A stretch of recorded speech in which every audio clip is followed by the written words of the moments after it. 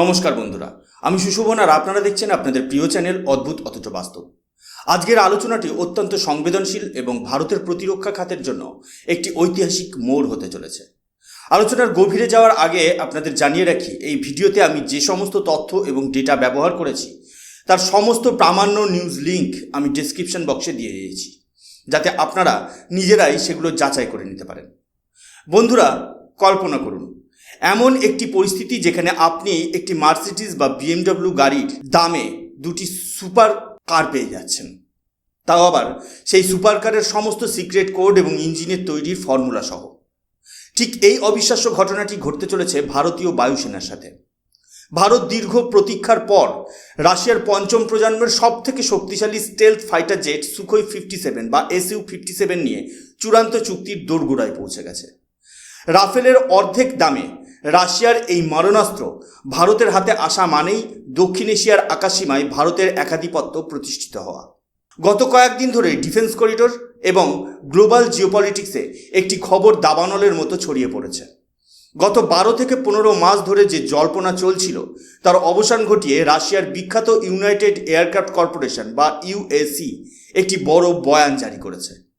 তারা নিশ্চিত করেছে যে ভারতের সাথে SU-57 ফাইটার জেট নিয়ে আলোচনা এখন আর প্রাথমিক স্তরে নেই, বরং তা ফাইনাল স্টেজে পৌঁছে গেছে। ভারতের জন্য এটি একটি ম্যাসিভ জ্যাকপট ছাড়া আর কিছুই নয়।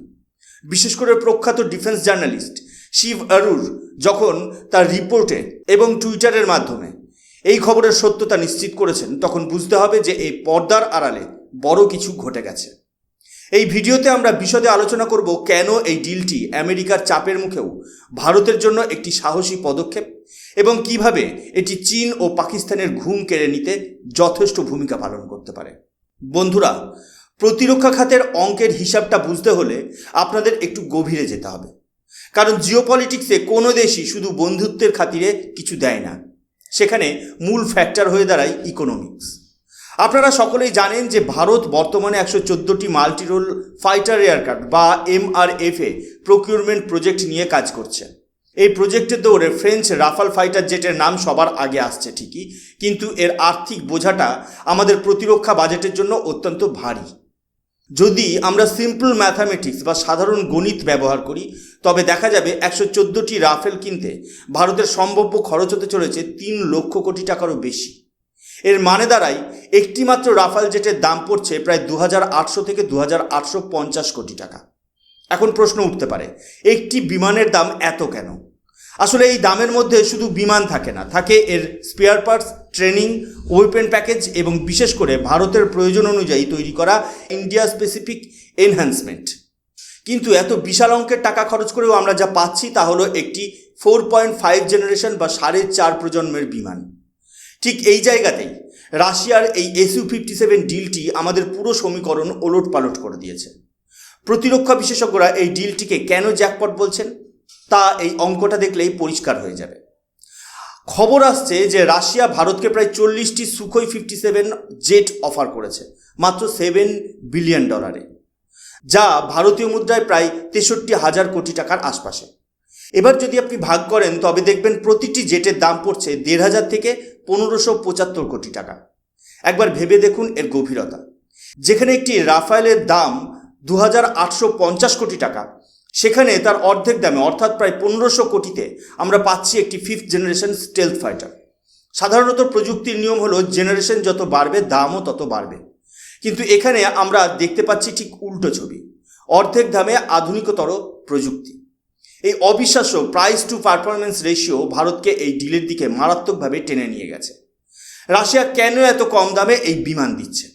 এর পেছনে বড় কারণ হলো তাদের ইকোনমি অফ স্কেল এবং ভারতের সাথে দীর্ঘদিনের স্ট্র্যাটেজিক পার্টনারশিপ। তারা চায় ভারত তাদের এই প্রজেক্টে যুক্ত হোক, যাতে আন্তর্জাতিক বাজারে এই বিমানের গ্রহণযোগ্যতা আরও বাড়ে। ভারতের মতো বড় অর্থনীতির দেশের জন্য এটি একটি গোল্ডেন অপরচুনিটি, কারণ এই ডিলটি সফল হলে ভারত কেবল সস্তায় বিমান পাবে না, বরং বেঁচে যাওয়া লক্ষ কোটি টাকা ভারত তার নিজস্ব অ্যামকা বা অন্য কোনো ডিফেন্স প্রজেক্টে ইনভেস্ট করতে পারবে। এই ইকোনমিক ডাইনামিক্স বর্তমান জিওপলিটিক্সে ভারতের দর কষাকষির ক্ষমতাকে বহুগুণে বাড়িয়ে দিয়েছে। প্রতিরক্ষা সরঞ্জামের ক্ষেত্রে সবথেকে গুরুত্বপূর্ণ বিষয় হলো তার ব্রেন বা সোর্স কোড। আমেরিকা যখন তার F-35 অফার করে, তারা কখনোই তার সোর্স কোড শেয়ার করতে চায় না। এর ফলে এই বিমানে আমরা নিজেদের তৈরি কোনো মিসাইল বা ইলেকট্রনিক ওয়ারফেয়ার সিস্টেম ব্যবহার করতে পারি না। কিন্তু রাশিয়া এখানে ভারতকে 100% সোর্স কোড দেওয়ার প্রতিশ্রুতি দিয়েছে।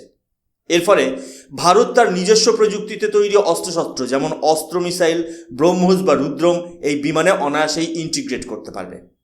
শুধু তাই নয়, রাশিয়ার এই অফারে লোকাল প্রোডাকশন বা স্থানীয় স্তরে উৎপাদনের সুযোগও রয়েছে। হিন্দুস্তান এরোনটিক্স লিমিটেড বা হ্যালের যে ফেসিলিটিতে বর্তমানে Su-30 MKI তৈরি হয়, সেখানেই এই নতুন স্টেলথ ফাইটার তৈরির প্রস্তাব দিয়েছে রাশিয়া।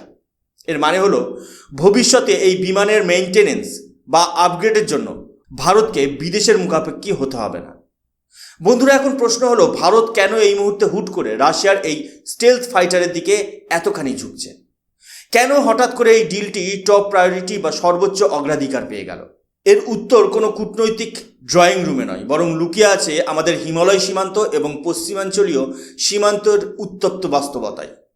আমাদের বুঝতে হবে যে দক্ষিণ এশিয়ার আকাশপথে যে ব্যালেন্স অফ পাওয়ার বা শক্তির ভারসাম্য, তা গত কয়েক বছরে মারাত্মকভাবে বদলে গেছে। প্রথমে নজর দেওয়া যাক আমাদের উত্তর দিকের প্রতিবেশী চীনের দিকে। পিপলস লিবারেশন আর্মি এয়ারফোর্স বা PLAAF বর্তমানে সেফ সংখ্যার বিচারও নয়, বরং প্রযুক্তির দিক থেকেও ভারতকে চ্যালেঞ্জ জানাচ্ছে। চীন ইতিমধ্যে 250টিরও বেশি J-20 মাইটি dragon stealth fighter operational করে ফেলেছে এবং তাদের প্রোডাকশন রেট বা উৎপাদনের গতি দেখে বিশ্বের প্রতিরক্ষা বিশেষজ্ঞরা রীতিমতো স্তম্ভিত। এই বিমানগুলো তারা কেবল মহড়ার জন্য রাখেনি, বরং সুপরিকল্পিতভাবে ভারতের একদম দোরগোড়ায় অর্থাৎ তিব্বত এবং জিনজিয়াং প্রদেশের হাই অল্টিটিউড এয়ারবেসগুলোতে মোতায়েন করেছে। হিমালয়ের দুর্গম উচ্চতায় যেখানে অক্সিজেন কম, সেখানে এই পঞ্চম প্রজন্মের বিমানগুলো মোতায়েন করার অর্থ হলো ভারতকে সার্বক্ষণিক একটি মানসিক এবং কৌশলগত চাপের মধ্যে রাখা। অন্যদিকে আমাদের পশ্চিম সীমান্তের প্রতিবেশী পাকিস্তানও কিন্তু হাত গুটিয়ে বসে নেই। পাকিস্তান এয়ারফোর্স বা PAF খুব ভালো করেই জানে যে ভারতের বর্তমান এয়ার সুপিরিয়রিটি মোকাবিলা করতে হলে তাদের স্টেলথ প্রযুক্তির প্রয়োজন। আর তাই তারা চীনের সবথেকে ঘনিষ্ঠ মিত্র হিসেবে তাদের FC-31 বা J-31 স্টেলথ ফাইটার কেনার জন্য জোরালো দৌড়ঝাঁপ শুরু করেছে। শুধু তাই নয়, চীন তাদের এয়ারক্রাফট ক্যারিয়ারের জন্য যে J-35 নেভাল স্টেলথ ফাইটার তৈরি করেছে, সেটিও পাকিস্তান তাদের নৌবাহিনীর জন্য নেওয়ার পরিকল্পনা করছে। এখন একবার ভেবে দেখুন, যদি ভারতের দুই প্রধান প্রতিদ্বন্দ্বী চীন এবং পাকিস্তান উভয়ের হাতেই স্টেলথ ক্যাপাবিলিটি বা রেডারে অদৃশ্য হওয়ার ক্ষমতা চলে আসে, আর ভারতের হাতে যদি কেবল প্রথাগত যুদ্ধবিমান থাকে, তবে যুদ্ধের শুরুতেই ভারত এক বিশাল ডিসঅ্যাডভান্টেজে বা অসুবিধাজনক অবস্থায় পড়ে যাবে। কেন আমি এই স্টেলথ ফাইটারের উপর এত জোর দিচ্ছি? কারণ আধুনিক যুদ্ধক্ষেত্রে এটি একটি গেম চেঞ্জার। স্টেলথ ফাইটার মানেই হলো এমন একটি বিমান যার রেডার ক্রস সেকশন অত্যন্ত কম। এটি যখন আকাশে ওড়ে তখন শত্রুপক্ষের রেডারে একটি বড় বিমানের বদলে হয়তো একটি ছোট পাখির মতো দেখায়, অথবা একেবারেই ধরা পড়ে না। এর ফলে এটি একটি ফার্স্ট স্ট্রাইক বা প্রথম আঘাতের অবিশ্বাস্য সুবিধা পায়। অর্থাৎ ভারত তার রেডারে শত্রুকে দেখার আগেই তারা ভারতের আকাশসীমায় ঢুকে আমাদের গুরুত্বপূর্ণ এয়ার ডিফেন্স সিস্টেম বা কমান্ড সেন্টারগুলো ধ্বংস করে দিয়ে চলে যেতে পারবে। একে বলা হয় ফার্স্ট লুক ফার্স্ট কিল সক্ষমতা। রাফাল বা Sukhoi 30 MKI নিঃসন্দেহে অসাধারণ বিমান, কিন্তু এগুলো 4+ জেনারেশন। এগুলোর রেডার সিগনেচার অনেক বেশি। চীনের J-20 মতো বিমানের বিরুদ্ধে যখন বিয়ন্ড ভিজুয়াল রেঞ্জ বা VVR কম্ব্যাট হবে, তখন স্টেলথ ফাইটারের অভাবে ভারতের পাইলটরা হয়তো বুঝতেও পারবে না যে কখন তাদের দিকে মিসাইল ধেয়ে আসছে। ঠিক এই ভয়াবহ গ্যাপ বা শূন্যতা পূরণ করার জন্যই ভারতের কাছে Sukhoi Su-57 এখন আর কেবল একটি বিকল্প নয়, বরং একটি অনিবার্য প্রয়োজনীয়তা হয়ে দাঁড়িয়েছে। এটি ভারতের জন্য কেবল একটি এয়ারক্রাফট নয়, বরং এটি একটি স্ট্র্যাটেজিক ডিটারেন্ট, যা চীন এবং পাকিস্তানকে বুঝিয়ে দেবে যে ভারতের আকাশসীমায় অনধিকার প্রবেশ করলে তার পরিণাম হবে অত্যন্ত ভয়াবহ। আমাদের নিজস্ব AMCA প্রজেক্ট তৈরি হতে যে সময়টুকু লাগবে, সেই ক্রুশিয়াল পিরিয়ড বা গুরুত্বপূর্ণ সময়ে ভারতের সম্মান রক্ষা করতে এই রুশ স্টেলথ ফাইটারই হতে চলেছে আমাদের প্রধান তুরুপের তাস। অনেকে প্রশ্ন তুলেছেন যে ভারত যদি নিজেই পঞ্চম প্রজন্মের বিমান AMCA তৈরি করছে, তবে রাশিয়ার বিমান কেন? দেখুন, AMCAর প্রথম প্রোটোটাইপ আসবে 2029 সাল নাগাদ। তার উৎপাদন শুরু হবে 2035-এ এবং একটি পূর্ণাঙ্গ স্কোয়াড্রন তৈরি হতে 2040 সাল পার হয়ে যাবে। অর্থাৎ বর্তমান থেকে আগামী 15 বছর ভারতের আকাশে একটি বিশাল শূন্যতা বা ক্যাপাবিলিটি গ্যাপ তৈরি হবে। এই 15 বছর কি আমরা হাত গুটিয়ে বসে থাকব? একদমই নয়। SU-57 মূলত এই স্টপ গ্যাপ অ্যারেঞ্জমেন্ট হিসেবে কাজ করবে। এর পাশাপাশি রাশিয়ার পরবর্তী প্রজন্মের ইসডেলিয়ে 30 ইঞ্জিন টেকনোলজিও ভারতকে দেওয়ার কথা হয়েছে, যা ভারতের নিজস্ব অ্যামকা প্রজেক্টের ইঞ্জিন ডেভেলপমেন্টে বৈপ্লবিক পরিবর্তন আনতে পারে। রাশিয়ার এই অফারটি কেবল একটি বিমান কেনা নয়, বরং ভারতের নিজস্ব প্রতিরক্ষা শিল্পকে শক্তিশালী করার দিকে একটি বড় পদক্ষেপ। বন্ধুরা, এবার আলোচনা করা যাক এই গোটা ডিলটির সবথেকে বিতর্কিত এবং জটিল অধ্যায়টি নিয়ে, আর তা হলো the United states of America বা মার্কিন যুক্তরাষ্ট্রের ভূমিকা। ভারত যখনই রাশিয়ার কাছ থেকে কোনো অত্যাধুনিক মারণাস্ত্র কেনার কথা ভেবেছে, তখনই ওয়াশিংটন তাদের তর্জনী উঁচিয়ে বাধা দেওয়ার চেষ্টা করেছে। আর এই সুখোই 57 বা SU-57 ডিলের ক্ষেত্রেও তার ব্যতিক্রম হয়নি, বরং এই ডিলটি এখন ভারত এবং আমেরিকার কূটনৈতিক সম্পর্কের এক অগ্নি পরীক্ষায় পরিণত হয়েছে। আমেরিকা দীর্ঘ সময় ধরে ভারতের উপর প্রচণ্ড চাপ সৃষ্টি করে আসছে, যাতে ভারত রাশিয়ার কাছ থেকে কোনো বড় সামরিক সরঞ্জাম না কেনে। এর জন্য তারা ব্যবহার করে তাদের সবচেয়ে বড় হাতিয়ার CAATSA। এটি এমন একটি আইন যার মাধ্যমে আমেরিকা বিশ্বের যে কোনো দেশের উপর অর্থনৈতিক নিষেধাজ্ঞা বা স্যাংশন চাপিয়ে দিতে পারে, যদি সেই দেশ রাশিয়ার কাছ থেকে বড় কোনো প্রতিরক্ষা সরঞ্জাম কেনে। আপনারা হয়তো মনে করতে পারেন, S-400 মিসাইল ডিফেন্স সিস্টেম কেনার সময়ও আমেরিকা ভারতকে এই একই ভয় দেখিয়েছিল, কিন্তু ভারত তখন মাথা নত করেনি। আর এই সুখোই ডিলের ক্ষেত্রেও ভারত তার সেই শক্ত অবস্থান বজায় রাখতে বদ্ধপরিকর। আমেরিকা ভারতকে রাশিয়ার দিক থেকে সরিয়ে আনার জন্য একটি সুকৌশল চাল চেলেছে, আর তা হলো তাদের সবথেকে উন্নত F-35 lightning II stealth fighter জেটের অফার। শুনলে মনে হতে পারে যে আমেরিকা ভারতের পরম বন্ধু হয়ে এই প্রস্তাব দিচ্ছে, কিন্তু এর পেছনে লুকিয়ে আছে এক গভীর জিওপলিটিক্যাল ট্র্যাপ। ভারত খুব ভালো করেই জানে যে আমেরিকার কাছ থেকে F-35 কেনা মানে হলো নিজের পায়ে কুড়ুল মারা। কেন আমি এই কথা বলছি? কারণ আমেরিকার অস্ত্র কেনা মানে হলো এক প্রকার সোনার খাঁচায় বন্দী হওয়া। আমেরিকা যখন কোনো দেশকে তাদের F-35 মতো টপ নচ টেকনোলজি দেয়, তখন তারা তার সাথে হাজারো শর্ত জুড়ে দেয়। তারা কখনোই আপনাকে এই বিমানের সোর্স কোড দেবে না, অর্থাৎ বিমানে কোনো পরিবর্তন বা নতুন মিসাইল লাগাতে গেলে আপনাকে প্রতিবার ওয়াশিংটনের অনুমতি নিতে হবে। একে বলা হয় এন্ড ইউজ মনিটরিং। এছাড়া আমেরিকার কাছে এমন প্রযুক্তি আছে যার মাধ্যমে তারা চাইলে দূর থেকে বসে আপনার বিমানের সফটওয়্যার লক করে দিতে পারে। অর্থাৎ কালকে যদি ভারতের কোনো স্বার্থ আমেরিকার স্বার্থের বিরুদ্ধে যায়, তবে তারা রাতারাতি আপনার পুরো এয়ারফোর্সকে পঙ্গু করে দিতে পারে। এতে ভারতের সভারেন্টি বা সার্বভৌমত্ব এবং স্ট্র্যাটেজিক অটোনমি বা কৌশলগত স্বাধীনতা মারাত্মকভাবে বিপন্ন হতে পারে। ঠিক এখানেই রাশিয়ার সাথে আমেরিকার পার্থক্য।